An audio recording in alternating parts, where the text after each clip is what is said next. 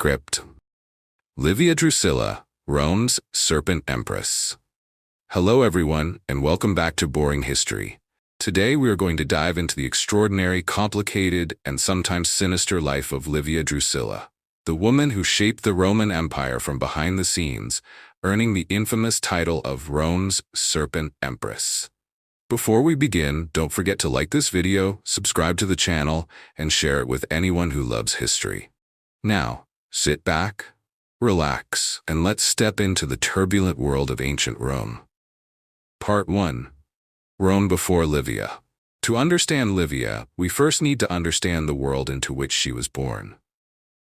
Rome in the 1st century BCE was not the mighty empire we imagine today. Instead, it was a republic in chaos, torn apart by civil wars, political assassinations, and the ambitions of powerful generals. The republic's foundations were crumbling. Julius Caesar had been assassinated in 44 BCE, and his adopted son Octavian, the future Emperor Augustus, was locked in a deadly struggle for power with Mark Antony and others.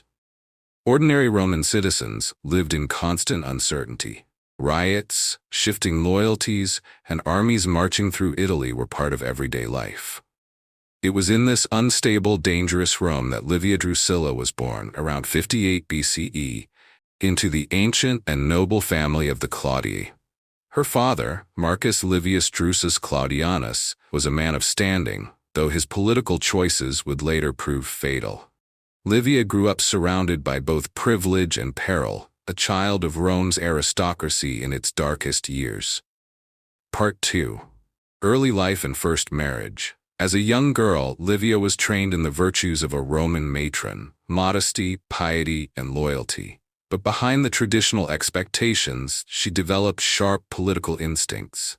She witnessed the fall of great men, the shifting tides of alliances, and she understood early on that survival in Rome required both caution and ambition. At about 15 years old, Livia was married to Tiberius Claudius Nero, an older man from another prominent family. This was a political marriage, as most Roman marriages were. With him, she had her first son, Tiberius, and later another, Drusus. But the world around her was not calm. Her husband chose the wrong side in Rome's civil conflicts, supporting Mark Antony against Octavian. This forced the family into exile for a time, fleeing the vengeance of Rome's rising strongman.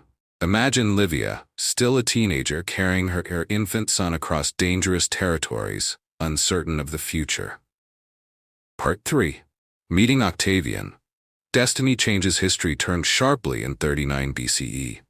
Livia, still married, was introduced to Octavian, the man who would later be known as Augustus. He was captivated by her presence, not only her beauty, but her intelligence and composure in times of chaos. The scandal that followed shocked Rome. Octavian divorced his wife Scribonia on the very day she gave birth to his daughter Julia. And despite Livia being pregnant with her second child, Octavian arranged for her divorce as well. Within weeks, the two were married. It was more than romance, it was strategy. For Octavian, marrying Livia tied him to one of the oldest aristocratic families of Rome, strengthening his claim to legitimacy.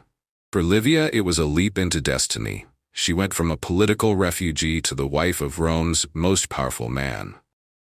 Part 4. The perfect Roman matron, or the perfect strategist. From that moment onward, Livia crafted her image carefully. In public, she was the model Roman wife, dignified, loyal, modest in dress, weaving her own clothes, and sitting silently beside Augustus in official ceremonies. Romans admired her as the embodiment of old-fashioned virtue, but behind closed doors, it was clear that Livia was more than just a quiet figure. Ancient sources suggest that Augustus relied on her counsel, and that she guided him in making crucial political decisions. She became the quiet architect of stability, helping him craft the image of a restored republic, while he was, in reality, creating an empire. Livia's palace was also a school of power. She raised her sons and stepchildren with discipline, teaching them duty and ambition. She built alliances through marriages, weaving a web of influence that extended across the Roman aristocracy. Part 5. Shadows and Suspicions. Of course, such power did not come without suspicion. Ancient historians, especially Tacitus, painted Livia as a serpent in human form, beautiful but dangerous, manipulating events for her own family's gain. Whispers circulated through Rome that she arranged the deaths of rivals, that she poisoned Augustus's nephew Marcellus, that she eliminated Julia's sons, and that she even hastened Augustus's own death to secure the throne for her son Tiberius. Were these accusations true? We cannot know for certain. Some may have been gossip invented by her enemies. But the fact that such stories endured shows how intimidating her presence was.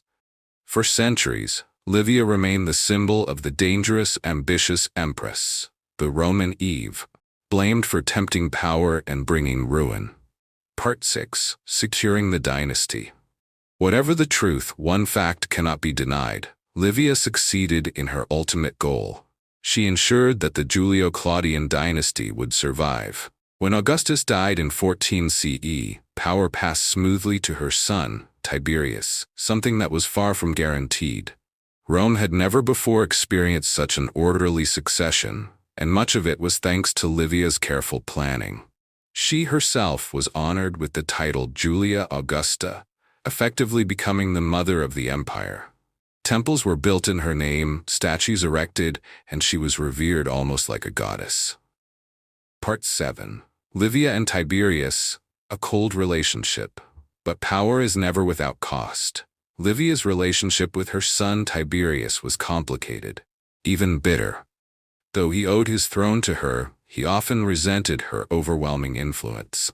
Ancient writers say that he withdrew to the island of Capri in part to escape her domination. When Livia died in 29 CE, Tiberius refused to deify her, denying her the ultimate honor of becoming a goddess, even though the Senate proposed it. Only later, under her grandson Claudius, was she finally deified, cementing her place in the Roman pantheon. Part 8. Legacy of a Serpent Empress.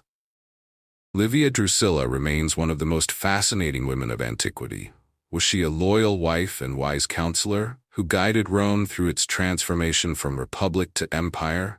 Or was she the Serpent Empress, a manipulator who sacrificed lives to build her dynasty? The truth, as always, may lie somewhere in between. Livia was a survivor in an age of chaos, a woman who played the game of Roman politics as skillfully as any man. Her dynasty, the Julio-Claudians, would rule Rome for nearly a century. Without her, there would have been no Tiberius, no Caligula, no Claudius, and no Nero. And so, whether remembered as Rome's mother or Rome's serpent, Livia Drusilla left a legacy that cannot be ignored. Conclusion. And that is the story of Livia Drusilla, Rome's Serpent Empress, a woman of elegance and ruthlessness, of virtue and suspicion, who shaped history from the shadows. If you enjoyed this episode of Boring History, please leave a like, subscribe, and hit the notification bell so you never miss our next journey into the past. Thank you for watching, and until next time, stay curious.